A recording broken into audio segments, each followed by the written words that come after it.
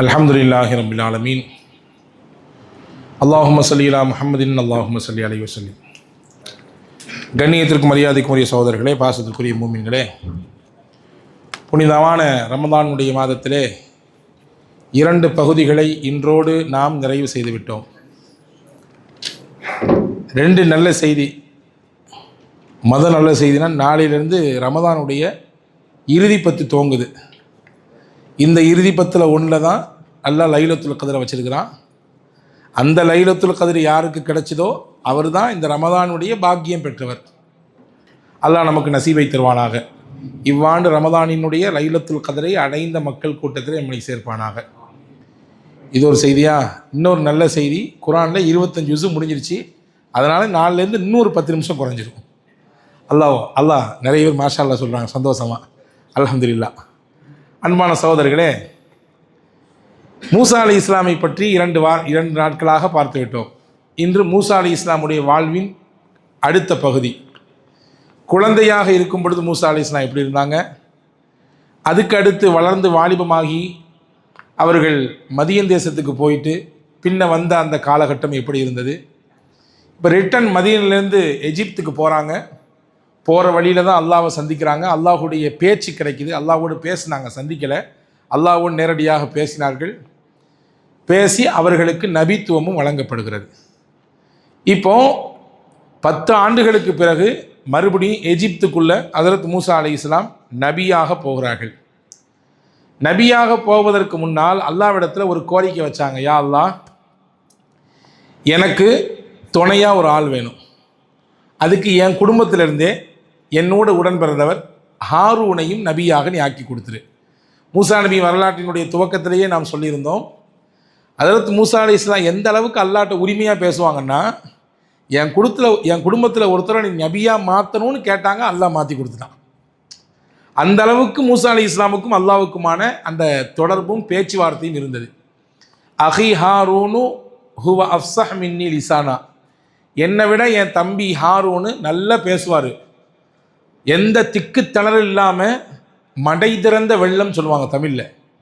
ஒரு மடையை திறந்து விட்டால் அப்படி வெள்ளம் அப்படி பாஞ்சிக்கிட்டு வருதோ, அதே மாதிரி திக்கு திணறல் இல்லாமல், தட்டு தடுமாற்றம் இல்லாமல் வார்த்தைகள் விழுந்துக்கிட்டே இருக்கும். அப்படி பேசுவார். அந்த பேச்சில் இலக்கியம் இருக்கும், இலக்கணம் இருக்கும், கேட்குறதுக்கு சுவையாக இருக்கும், அழகாக இருக்கும் அந்த பேச்சு. அப்படின்லாம் ஹஜ்ரத் மூசா அலைஹிஸ்ஸலாம் அல்லாஹ்ட்ட சொன்னாங்க, எனக்கு ஒரு ஆள் வேணும், அவர் என்னை பலப்படுத்தணும், அதனால் என் குடும்பத்திலேருந்து நீ கொடு அப்படின்னு கேட்டாங்க. நபியாக அனுப்பப்பட்டதுக்கு பின்னாடி அந்த நபியாக நீங்கள் எங்கே போய் ஒர்க் பண்ண போகிறீங்கன்னு அல்லாஹ் சொல்லிட்டான். எஜிப்து தான் போகிறீங்க. நீங்கள் எங்கே வளர்ந்தீங்களோ அதே இடத்துல தான். உங்களை கொல்றதுக்கு யார் திட்டம் போட்டானோ அவனுக்கு எதிராக தான் நீங்கள் வேலை பார்க்க போகிறீங்க. அந்த மக்களை எல்லாம் சத்தியத்தின் நோக்கம் ஒன்றிணைக்க போகிறீங்க. அந்த நாட்டில் அந்த பகுதியில் இத்தனை ஆண்டுகளாக அடிமைகளாக இருக்கக்கூடிய பனு இஸ்ரவேலர்களை மீட்டெடுக்க போகிறீங்க, விடுதலையை கொடுக்க போகிறீங்க, அவங்களுக்காண்டி நீங்கள் குரல் கொடுக்க போகிறீங்க, போராட போகிறீங்க. இதுதான் உங்களுடைய பணின்னு நல்லா சொல்லிட்டான். இப்போ அந்த பணிக்கு துணையாக யாரை கேட்குறாங்க? தான் தம்பியை கேட்குறாங்க. இப்போ ஒரு கேள்வி வரும், ஏன் மூசா நபி துணை கேட்குறாங்க? பொதுவாகவே ஒருத்தர் சப்போர்ட்டு கையில் இருந்துச்சுன்னா நமக்கு ஒரு பலம். தனியாக ஒரு இடத்துக்கு போகிறத விட ஒருத்தர் கூட போனால் ஒரு பலம் தானே. அது மட்டும் இல்லை, மூசா அலைஹிஸ்ஸலாமுக்கு பேச்சில் கொஞ்சம் கொஞ்சம் திக்கல் ஏற்படும். திக்கி பேசுவாங்க. இந்த பேச்சில் கொஞ்சம் திக்கல் இருக்கும். அதாவது ரொம்ப திக்கலாக புரிய முடியாத அளவுக்கு இருக்காது, ஆனால் சரளமான பேச்சு வராது. பேச்சின் ஊடே சின்ன திக்கல் வரும். ஏன் வருது அந்த திக்கல்? அதுக்கும் வரலாற்றில் ஒரு செய்தி எழுதியிருக்கிறாங்க பாருங்கள். மூசா அலைஹிஸ்ஸலாம் சின்ன பிள்ளையாக இருக்கும்போது, வளர்ந்து ஒரு 2 வயசு பிள்ளையாக இருக்கும் பொழுது, பொதுவாகவே பிள்ளைங்க அப்பா வெளியேந்து வந்துருச்சுன்னா பிள்ளைங்க அப்பாவோட விளையாடுறதுக்கு ஸ்பேஸ் கொடுக்கணும். நம்ம வந்த பின்னாடி இப்போ தான் நானே வந்திருக்கேன், போய் உட்காருங்க அப்படின்னு தள்ளி வைக்கக்கூடாது. பிள்ளைங்களோடு விளையாடணும், பிள்ளைங்களோடு இணையணும். அதுதான் நம்மள்ட்ட அந்த பிள்ளைங்க எதிர்பார்க்கக்கூடிய மிகப்பெரிய விஷயம். அதில் தான் அதுகளுக்கு ரொம்ப பெரிய ஒரு ஈடுபாடு கிடைக்குது இந்த பெற்றோர்களோடு. ஆனால் இன்றைக்கி நம்மளில் நிறைய பேரண்ட்ஸ் அதை கொடுக்குறதே இல்லை. நானே ரொம்ப டென்ஷனாக வர்றேன், கடை டென்ஷனு, ஆஃபீஸ் டென்ஷனு, அதை டென்ஷனு, இந்த டென்ஷனு, இங்கே நிம்மதியாக இருந்தால் இங்கே என்னை போட்டு படுத்தி எடுக்கிறீங்களா, போங்க அங்கே அப்படின்னு சொல்கிறத தான் நிறைய இடங்களில் பார்க்குறோம். மூசா நபி சின்ன பிள்ளையாக இருக்கும்போது ஒரு நாள் ஃபிரோன் என்னமோ தெரில அவரை தொட்டு தூக்கிட்டான். தாடி வச்சுருந்தான், பிடிச்சி ஒரு இழு இழுத்துட்டாங்க. தாடியை பிடிச்சி ஒரு இழு ஹஜ்ரத் மூசா அலைஹிஸ்ஸலாம். இப்படி இழுத்த உடனே ஃபிரௌனுக்கு சுர்ருன் மண்டையில் ஒரு குத்து குத்துச்சு. இவர் தான் நம்மளை கொல்ல வந்துருப்பாரோ, அவன் பார்வை எல்லாமே அந்த பார்வையாகவே இருந்துச்சு, இந்த குழந்தை தான் உனக்கு கொல்ல போதோ அப்படின்னு சொல்லி, என்னையவா தாடி பிடிச்சிருக்கிற, இன்னைக்கு உனக்கு கத்தில் தான், உனக்கு இன்னைக்கு கொலை தான், மரண தண்டனை தான் அப்படின்னு சொல்லி அந்த பிள்ளைய கொல்றதுக்கான முயற்சியெல்லாம் எடுத்துட்டான். அப்போ தான் ஆசியாம்மா சொன்னாங்களா, இப்போ அது பச்சை குழந்தை, பேசவும் தெரியாது, ஒன்றும் தெரியாது, இன்னும் விவரமே வரல, நீங்கள் குழந்தையா பார்க்க மாட்டீங்களா, ஏன் எதிரியாகவே பார்க்குறீங்க அப்படின்னு சொல்லிட்டு, வேணா நீங்கள் டெஸ்ட் பண்ணி பாருங்கள், என் பிள்ளை டெஸ்ட் பண்ணி பாருங்கள், பேரிச்சம்பழத்தை வைங்க, அதாவது அடுப்பில் எரியக்கூடிய கங்கு அதையும் வைங்க, எதை சூஸ் பண்ணுதுன்னு பார்க்கலாமே பாருங்களேன் அப்படின்னாங்க. ரெண்டும் வைக்கப்பட்டுச்சு, பேரிச்சம்பழம் வைக்கப்பட்டுச்சு, ஒரு கங்கும் வைக்கப்பட்டுச்சு. ஹதரத் மூசா அலைஹிஸ்ஸலாம் நேரம் அப்படி விளையாட்டுத்தனமாக போய், பொதுவாகவே பிள்ளைங்களுக்கு எது கலராக இருக்கோ அது ரொம்ப பிடிக்கும். இன்றைக்கி ஏன் நம்ம பிள்ளைங்களுக்கு ஃபோன் ரொம்ப பிடிக்குது அப்படின்னா, கலராக இருக்குது. அதில் ஒரு மிகச்சிறந்த மனத்தத்துவ டாக்டர், ஒரு இன்றைக்கி நீங்கள் சோஷியல் மீடியாலாம் பார்க்கலாம், டாக்டர் ஷாலினின்னு சொல்லி ஒருத்தவங்க இருக்காங்க. அவங்க பேசுகிறாங்க, மொபைல் ஃபோனை நீங்கள் உங்கள் பிள்ளைகிட்ட கொடுக்குறீங்க, இது எல்லார் வீட்டுக்கும் சொல்லணும், என் வீட்டுக்கும் சொல்லணும், எல்லா வீடுகளுக்கும் சொல்லணும். நீங்கள் கொடுக்குறீங்க உங்கள் பிள்ளைகிட்ட, அந்த பிள்ளைகிட்ட கொஞ்ச நேரம் வச்சுருக்குது, அது நீங்கள் அதை வாங்குங்க, என்ன செய்யும், அது தடாமுடான்னு அழுகும், ரொம்ப கதறும், கோபப்படும். ஒரு கட்டத்துக்கு மேலே வயசில் ஒரு 8-10 வயசு பிள்ளையாக இருந்தால் முகத்தை திருப்பும், நம்ம மேலே ரொம்ப கோவப்படும். என்ன தெரியுமா அர்த்தம், நீங்கள் அந்த பிள்ளை கோவப்படுதுன்னு, அல்லது அது சாப்பிட மாட்டாங்கன்னு சொல்லி, அல்லது வேறு ஏதாவது நம்ம பிள்ளை சொல்ல பேச்சை கேட்கணுன்றதுக்காக நீங்கள் மொபைல் எடுத்து கொடுத்தீங்கன்னா, அப்படி கொடுக்குறதும் ஒன்று தான், ஒரு கிளாஸ் சாராயத்தை ஊற்றி கொடுக்குறதும் ஒன்று தான். சாராயம் குடித்தா என்ன ஒரு உடம்பிலே மாற்றம் ஏற்படுமோ, அது இந்த மொபைலினால் சின்ன குழந்தைக்கு அதிகமாக ஏற்படுது, அதுலேருந்து வரக்கூடிய கதிர்கள் வழியாக. அதனால் நீங்கள் விளங்கிக்கங்க, இதை கொடுப்பீங்களா, எந்த பெற்றாராவது அழுகுது புள்ள குடிப்பா அப்படின்னு கொடுப்பீங்களா, கொஞ்ச நேரம் அமைதியாக இதை குடிச்சிட்டு அப்படின்னு சொல்லி கொடுப்போமா, அதே மாதிரி தான் ஃபோனு அப்படின்னு சொல்லி அந்த அம்மா சொல்லுது. இது வந்து சாதாரண ரிசர்ச்சில் சொல்லக்கூடிய விஷயம், இது ஏதோ போகிற போக்கில் ஒரு ஆள் சொல்லிட்டு போன கதை கிடையாது இது. அப்போ அன்பர்களே, பிள்ளைகள் பொதுவாகவே கலராக இருக்கிறத பிடிக்கும். நேராக வந்து இந்த மூசா இந்த கலராக மின்னிக்கிட்டு இருக்கக்கூடிய அந்த கங்கில் கை வைக்காமல் அப்படி அங்கிட்டு போகிறாங்க. பார்த்தியா, நான் தான் சொன்னேன்ல அப்படின்னு அங்கேருந்து சைகை காட்டுறான் ஃபிரௌனு. அப்படி அங்கே போய் பேரிச்சம்பழத்தை எடுக்கக்கூடிய சமயத்தில் அந்த கையை தட்டி விட்டாங்க ஒரு மலக்கு, அது ஜிப்ரீல் அலைஹிஸ்ஸலாம். தட்டி விட்டு இங்கே திருப்பி விட்டாங்க ஃபுல்லாக. அங்கே போய் என்னமோ தெரியல, அப்படி ஜர்க்காயி மறுபடியும் இங்கே வந்து கங்கையும் கையில் எடுத்துருச்சு, வாய் பக்கத்தில் கொண்டு போய் டக்குன்னு வைக்கக்கூடிய அந்த நிமிட பொழுதில் மறுபடியும் ஆசியா அம்மா வந்து தட்டி விட்டுட்டாங்க. பார்த்தீங்களா, நம்புறீங்களா? புள்ள தானே இது, எது கலராக இருக்கோ அதை எடுக்குது இல்லை, அதுதான் உங்களை கொல்லக்கூடிய பிள்ளையாக இருந்தால் இனிப்பு எடுத்து சாப்பிட்ருப்பேன், ஏன் கங்கை எடுக்குது அப்படின்னு அப்படி பிளேட்டை மாற்றி போட்டாங்க. இப்போ இந்த இடத்துல ஒரு சில சின்ன துளி அந்த நெருப்பின் ஜுவாலை நாவில் பட்டதினாலே மூசா நபிக்கு பிறந்ததிலிருந்தே அந்த கட்டத்திலிருந்தே கொன்னல் தான். கொஞ்சம் கொன்னி தான் பேசுவாங்க. அதனால தான் அல்லாஹ்ட்ட துவா செஞ்சாங்க. எப்படி துவா செஞ்சாங்க? கால ரப்பி ஷ்ரஹ் லி சத்ரி வயஸ்ஸிர் லி அம்ரி வஹ்லுல் உக்ததம் மின் லிசானி யஃப்கஹு கௌலி. யா அல்லாஹ், என் நாக்கிலே முடிச்சு இருக்குது, என் பேச்சு அப்படி சரளமாக வரமாட்டேங்குது, இந்த முடிச்சை நீ அவிழ்த்து விடு, அவிழ்க்கணும், நான் பேசுறது மக்களுக்கு புரியணும்னு கேட்டாங்க. ஃபுல்லாக கிளியர் பண்ணி கொடுன்னு கேட்கல. இந்த வார்த்தையில் ஒரு சின்ன ஒரு ரகசியம் இருக்குது. ஹஸரத் ஹஸன் பஸ்ரி ரஹ்மத்துல்லாஹி சொல்கிறாங்க, மூசா நபி மொத்தமாக என்னுடைய பேச்சை ஃபுல்லாக கிளியர் ஆக்கி கொடுன்னு கேட்கல, மக்கள் விளங்குற மாதிரி என்னை பேச வச்சுன்னு கேட்டாங்க. அவங்க ஃபுல்லாக கிளியர் பண்ணி கேட்டிருந்தாங்கன்னா அந்த கொள்ளனை ஃபுல்லாக எல்லாம் நீக்கியிருப்பான். பொதுவாகவே நபிமார்கள் தங்களுக்கு எது அவசியமோ அதை மட்டும்தான் கேட்பாங்க, அதை தாண்டி ஆசைப்படுற பழக்கம் நபிமார்கள்ட்ட கிடையாது அப்படிங்கிற ஒரு ரகசியத்தையும் ஹஸரத் ஹஸன் பஸ்ரி ரஹ்மத்துல்லாஹி சொல்கிறாங்க. அப்போது இங்கே கவனிக்க வேண்டிய விஷயம், 2 பேர் எனக்கு துணையாக ஒரு நபி வேணும். காரணம், என்னை விட அவர் நல்லா பேசுவார். ஒரு மார்க்க பிரச்சாரம் செய்யும் பொழுது ரொம்ப முக்கியமாக தேவை என்பது பேச்சு ஆற்றல். அதுதான் மக்கள் மனதை போய் சேரும், அதுதான் மக்கள் மனங்களை போய் திறக்கும், நல்ல விஷயங்களை கொண்டு போய் உள்ளத்தில் போய் கொண்டு போய் சேர்க்கும். அதனால் நான் கொன்னி பேசுகிறத விட என் தம்பி ஹாரூன் கூட வந்தாரா ரொம்ப சப்போர்ட்டாக இருக்கும்னு அல்லாஹ்ட்ட கேட்குறாங்க. அல்லாஹு தாலா கொடுக்குறான், ஹாரூன் அலைஹிஸ்ஸலாமை கொடுக்குறான். 2 பேரும் சேர்ந்து போங்க. யார்கிட்ட போகிறீங்க? இந்த உலகத்தில் நான் தான் இறைவன் சொல்லி கொண்டு இருக்கிறான். அது மட்டுமல்ல, அங்கே மிஸ்ரில் எஜிப்தில் இன்றைக்கும் ஓடுது. இன்றைக்கும் எஜிப்துக்கு டூர் போகக்கூடியவங்க அப்படியே அந்த, அதாவது மக்கா மதீனா டூருங்கிறது ஒரு உம்ரா, இன்னும் ஜியாரா ஒரு டூர் இருக்குது. அந்த ஜியாராலாம் எஜிப்துலாம் கவர் ஆகும். அப்படி எஜிப்துக்கு போயிட்டு வந்தவங்களாம் சொல்கிறாங்க, ஒரு நாள் நைட்டு ஸ்டே பண்ணலாம் கப்பலில், நைல் நதியில் அப்படின்றாங்க. அந்த நைல் இன்னும் அங்கே ஓடிட்டு இருக்குது. குரான் சொல்லக்கூடிய நதி அது. மிஸ்ரில் ஓடக்கூடிய ஒரு அதி அற்புதமான அல்லாஹுடைய அத்தாட்சிகளில் ஒன்று சொல்லப்போனால் அந்த நதியை பற்றி ரசூல்லா பேசியிருக்காங்க. இப்போ அந்த நதியை பற்றி அவன் சொன்னானாமா, நான் யார் தெரியுமா, என் உத்தரவு போட்டதுனால தான் நைலில் தண்ணியே வருது அப்படின்னா ஃபிரௌன். என்னுடைய கட்டளையை கேட்டு தான் நைலில் தண்ணி வருது அப்படின்னு சொன்னான். ஆனால் உள்ளபடியே அப்படியா கிடையாது. அந்த அளவுக்கு போதை தலைக்கு ஏறிடுச்சு. இன்னைக்கு என்னெல்லாமோ அடியை வாங்கிட்டு வித்தியாசமாக ஒருத்தன் பேசிட்டு இருக்கான் பார்த்தீங்களா, யூஎஸ்லேருந்து பார்க்குறீங்களா இல்லையா, உச்சபட்சமான அந்த அந்த வெறி பிடிச்ச போதை ஏறி நான் தான் உலகத்துக்கே ராஜான்ற மாதிரி என்னெல்லாமோ பேசுகிறான். ஆனால் அடி வேகமாக உழுது, வித்தியாசமாக உழுது, அவனுடைய மொத்த இருப்பிடத்தையும் காலி பண்ணுற அளவுக்கு அடி விழுது. அது ஆனால் ஊடகங்கள்லாம் மறைக்குது. பொதுவாகவே ஆட்சியினுடைய ரசனையும் அந்த இன்பமும் ஒருத்தனுக்கு இறங்கிடுச்சுன்னா லேஸில் வெளியே வர முடியாது. வித்தியாசமாக பேச ஆரம்பிச்சிருவான்.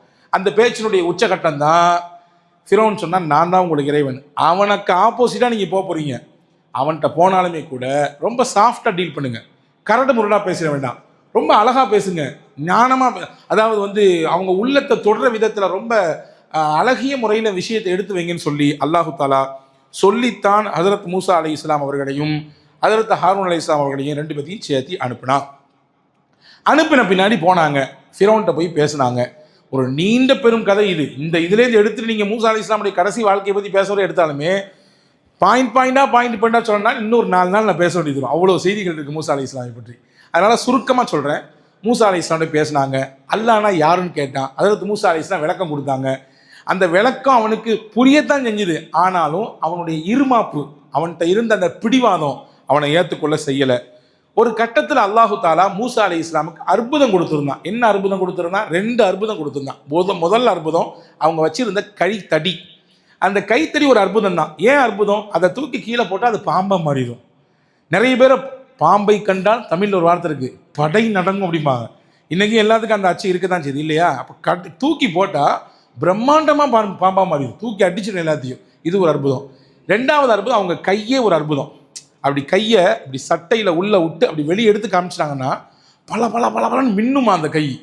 இன்னொரு வருது, அல்லாஹ்வுடைய தூதர் அல்லாஹ் குர்ஆனில் சொல்கிறான், ஒதுமும் இலைக்க ஜனாஹக மினர் ரஹபி.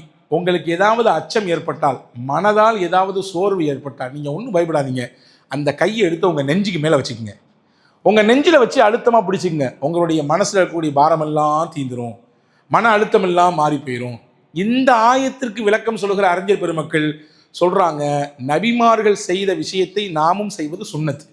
அதனால் மனரீதியான அழுத்தமும் கஷ்டமும் ஏதாவது கவலைகளும் இருந்தால் கொஞ்ச நேரம் ஒரு ஓரத்தில் போய் உட்கார்ந்து நெஞ்சில் கை வச்சு அல்லாஹ்வை நினைங்க, உங்கள் மனசில் இருக்கக்கூடிய பாரமெல்லாம் கீழே இறங்கிடும். ஏன்னா மூசா அலை இஸ்லாம் செஞ்சது இது. மூசா அலை இஸ்லாமுக்கு அல்லாஹ் சொன்னது இதை செய்யுங்கன்ற அல்லாஹ். உங்கள் கையை எடுத்து நெஞ்சில் வச்சுக்கோங்க, உங்கள் பாரமெல்லாம் அல்லாஹ் இறக்கி கொடுத்துலாம், நீங்கள் பயப்பட தேவையில்லை என்று அல்லாஹ் ஆறுதல் படுத்தினான். ஆக இந்த 2 அற்புதம், ஒன்று கை அற்புதம், இன்னொன்று அவர்கள் வைத்திருந்த கைத்தடி அற்புதம். அப்போ மூசா அலை இஸ்லாம் பேசினாங்க, நிறைய வாதம் செய்தார்கள். ஆனால் ஃபிரௌனிடத்தில் எதுவும் எடுபடவில்லை. இவன் மறுத்தான்.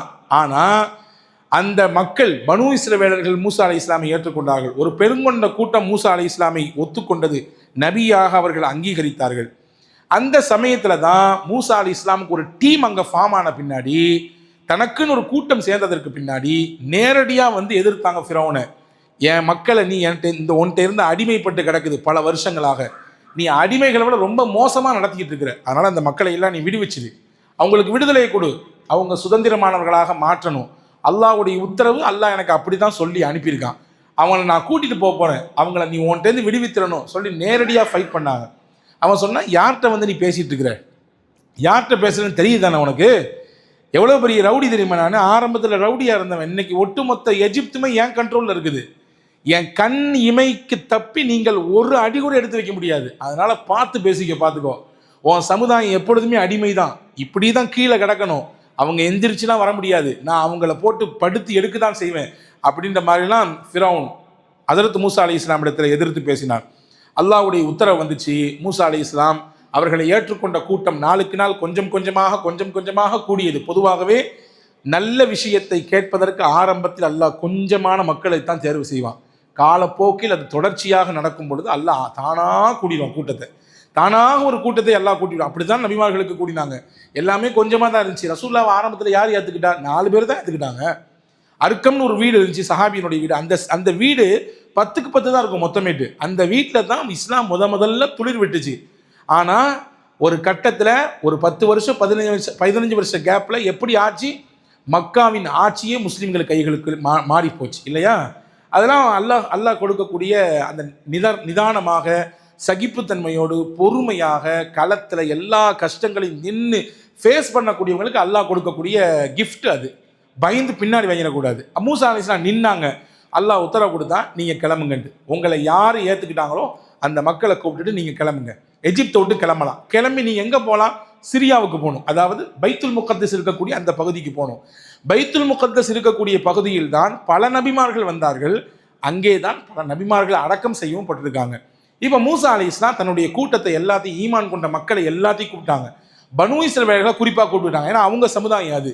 அது போக கிபுத்திகள்னா யாரு? ஃபிரௌனுடைய கூட்டம். அந்த கிபுத்தி கூட்டத்திலே ஒரு 2-3 பேர் தான் இஸ்லாத்தை ஏற்றுக்கொண்டதாக ஹஜ்ரத் இப்னு அப்பாஸ் ரலியல்லாஹு சொல்கிறாங்க. அவங்களையும் சேர்த்துக்கிட்டாங்க. சேர்த்துக்கிட்டு தான் கிளம்புறாங்க. கிளம்புறதுக்கு முன்னாடி ஒரு உத்தரவு நாம் சொல்லியிருந்தோம். யூசுப் நபியின் வரலாற்றை படிக்கும் பொழுது யூசுப் அலைஹிஸ்ஸலாமுடைய திருவுடல் எஜிப்தில் தான் அடக்கப்பட்டுச்சு. ஏன்னா எஜிப்தினுடைய மந்திரியாக இருந்தவங்க யூசுப் அலைஹிஸ்ஸலாம். அவங்க அடக்கப்படுறதுக்கு முன்னாடி சொல்லியிருந்தாங்க, இஸ்ரவேல் சமுதாயத்தினுடைய இந்த மக்கள் இந்த நகரத்தை விட்டு ஒரு நாள் காலி பண்ணுவீங்க. அப்படி காலி பண்ணும்போது நீங்கள் மட்டும் போகாதீப்பா, என் பாடியும் தூக்கிட்டு போயிருங்கப்பா, எங்கள் முன்னோர்கள் எங்கே அடக்கப்பட்டிருக்காங்களோ அங்கே கொண்டு போய் அடைக்கிறீங்கப்பான்னு சொன்னாங்க. இப்போ யாருக்கு தெரியும்? யூசுப் நபிக்கும் மூசா நபிக்கும் இடையில நிறைய கேப் விழுந்து போச்சு. அவங்களுடைய உடல் எங்கே அடக்கப்பட்டிருக்கு? இப்போ நம்ம அப்பாவுடைய அந்த அடக்கஸ்தலம் எங்கே இருக்குன்னு நமக்கு தெரியும். இப்போ நம்முடைய பேரப்புள்ள அல்லது ஒரு அதுக்கு அடுத்து 2 தலைமுறைக்கு பின்னாடி வச்சுக்கிங்களா, உங்கள் தாதாவுடைய கபிரிஸ்தான் எங்கே அடக்கப்பட்டிருக்கு தெரியுமா? நமக்கு தெரியாது. ஏன்னா தலைமுறை கூட கூட அது தானாக மறைந்து போய்விடும். இப்போ மூசா அலைஹிஸ்ஸலாமுக்கு என்ன சந்தேகம்னா, யூசுப் நபியினுடைய கபர் எங்கே போய் தேடுறது, எங்கே கண்டுபிடிக்கிறது? ஆனால் யூசுப் நபியுடைய உத்தரவாச்சு அந்த பாடியை தூக்கிட்டு போகணும் அப்படிங்கிறத. பொதுவாக ஒன்று புரிஞ்சுக்கங்க, நல்லோர்களின் உடலையும் நபிமார்களின் உடலையும் அல்லாஹ் பூமிக்கு சாப்பிடுவதை தடை செய்து விட்டான். அவங்க பூமிக்குள்ளே இருந்தாலும் இப்போ எப்படி நம்ம இருக்குமோ அந்த மாதிரி தான் இருப்பாங்க. அவங்க உடம்புல ஒரு சின்ன மாற்றம் கூட ஏற்பட்டிருக்காது. அல்லாஹ் குர்ஆனில் ஹஜ்ரத் ரசூலுல்லாஹின் மூலமாக சொல்ல வைக்கிறான், அஜிசாதுல் அம்பியா, நபிமார்களின் உடலை பூமி சாப்பிடக்கூடாது அல்லாஹ் உத்தரவு போட்டிருக்கான். அதனால் அவங்க திருவுடல் அப்படி இருக்கும். இப்போ எப்படி கேட்கலாம்? அப்போ விசாரித்தாங்க, தேடி பார்த்தாங்க. ஒரு வயசான பெண் இருக்குது, அந்த அம்மாட்ட போய் கேட்டால் கண்டிப்பாக தெரியும். நேராக போனாங்க, மூசா அலைஹிஸ்ஸலாம் போய் கேட்டாங்க, ஏமா உனக்கு யூசுப் நபியுடைய கபர் எங்கே இருக்குன்னு தெரியுமா? தெரியுமே, சொல்ல, நான் மூசா அல்லாஹ்வுடைய தூதர், நாங்கள் வெளியே போகிறோம், அவருடைய உடலை தூக்கிட்டு போகணும். சரி சொல்லிடலாம், எனக்கு என்ன கிடைக்கும், எனக்கு என்ன லாபம்?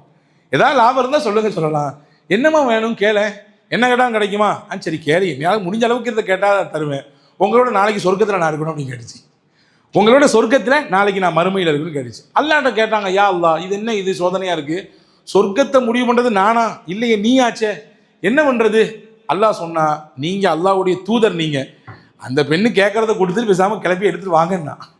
அப்போ அல்லாஹ் எடுத்து துவா செஞ்சாங்க, யா அல்லாஹ், இந்த பெண்ணுக்கு என்னோடு சொர்க்கத்தில் இருக்கக்கூடிய நசீபை நீ கொடு. நபிமார்கள் துவா செய்ய அல்லாஹ் ஏற்றுக்கொள்வான். துவா செஞ்சாங்க, அந்த அம்மா காட்டி கொடுத்தாங்க.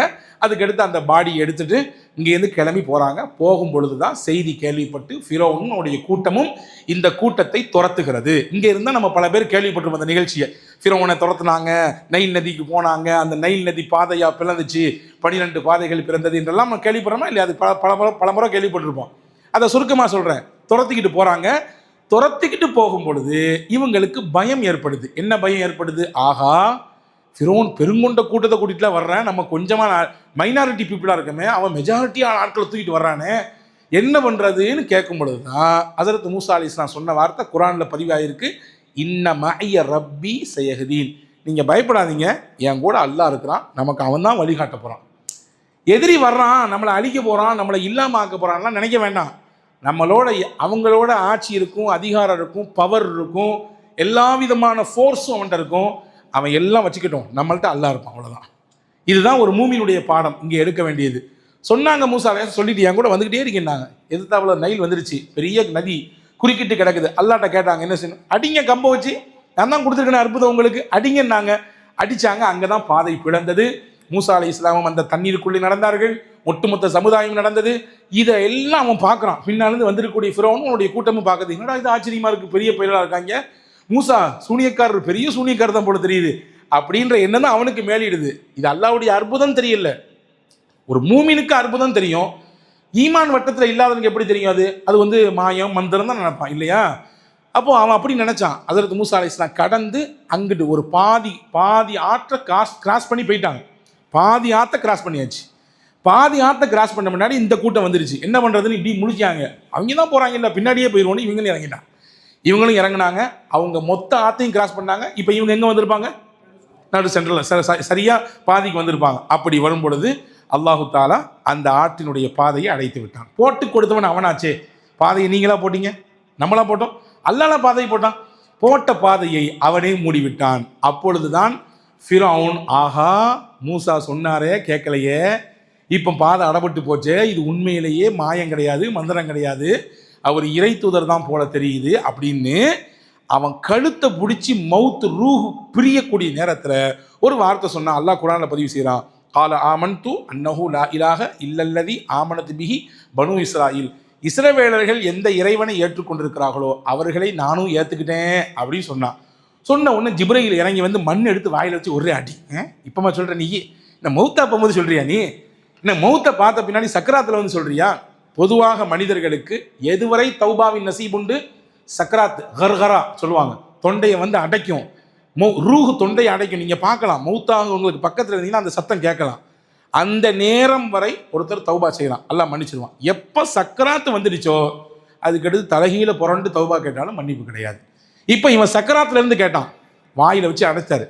இவன் இப்படி சொன்ன உடனே மலக்குகள் கேட்டாங்களாம், யா அல்லாஹ் ஏதோ ஒரு புது குரலாக இருக்கு, நம்மளை இதுவரையும் கூப்பிட்டதே இல்லை, இந்த குரல் உன்னைய அழைச்சதே இல்லை, புது குரலாக இருக்கு, யாது குரல் அல்லான்னு கேட்டாங்களாம்.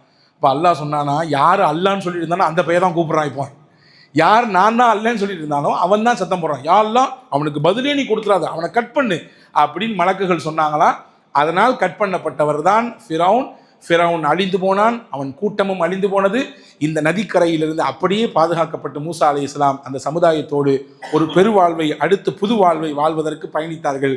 அல்லாஹ் அந்த சமுதாயத்தில் திரும்ப திரும்ப சொல்கிறான், உங்களுக்கு நிறைய நான் அருள் செஞ்சுருக்கேன், உங்களை நான் அந்த ஆற்றை கடக்க வச்சேன், அதே ஆற்றுல அவங்கள மூழ்கடித்தேன், இன்னும் நிறைய அருளை பார்த்துருக்கீங்க, அதனால் எனக்கு நீங்கள் மாறு செஞ்சிடாதீங்க, நன்றியோடு இருங்கன்னு சொல்லி அந்த பனு இஸ்ரவேலுக்கு மட்டுமல்ல, அதை நமக்கு திரும்ப திரும்ப திரும்ப மூசா நபி வரலாற்றை சொல்லி அப்படிப்பட்ட அல்லாஹ்வை தான் நீங்கள் வணங்கிக்கிட்டு இருக்கிறீங்க. அவன் உங்களை கைவிட மாட்டான். மூசாவையே கைவிடலை, அந்த கூட்டத்தை கைவிடலை. அதனால் நீங்கள் கைவிட்டுருவான்லாம் பயப்பட தேவையில்லை. அவன் நம்பிக்கையோடு நீங்கள் நெருங்கி போய்கிட்டே இருக்கீங்க. நிச்சயமாக உங்களுக்கு பின்னாடி அவன் இருக்கிறான், உங்களுக்கு முன்னாடி அவன் உங்களை கையை பிடிச்சி கூட்டு போவான் அப்படிங்கிற செய்தியை அல்லாஹ் நமக்கு இந்த வரலாற்றின் வழியாக சொல்லித் தருகிறான். ஏதோ என்னால் முடிந்ததை மூசா அலைஹிஸ்ஸலாமுடைய வரலாறு அப்படி ஒரு அவுட்லைனாக கொடுத்துருக்கு. அல்லாஹு தஆலா வாய்ப்பு இருந்தால் அடுத்தடுத்த சந்தர்ப்பங்களில் இன்னும் விரிவாக மூசா நபியுடைய வரலாற்றை பார்ப்போம் இன்ஷா அல்லாஹ். நாளைய தினம் அடுத்த நபியாக இருக்கக்கூடிய யூஷா பின் நூன், மூசா அலைஹிஸ்ஸலாம் கூட வாழ்ந்தவங்க தான் இவங்களும், அவங்களுடைய வரலாற்றை குறித்து உண்டான செய்திகளை பார்ப்போம். எல்லாம் வல்ல அல்லாஹ் இந்த ஈமானிய நபிமார்கள் வரலாற்றை வாசிப்பதின் வழியாக, கேட்பதின் வழியாக நமக்கும் ஈமானின் நெஞ்சுறுதியையும் நல்ல வளமான வாழ்வையும் அல்லாஹ் வழங்குவானாக. ஆமீன். வஸ்ஸலாம். அஸ்ஸலாமு அலைக்கும். நவைத்து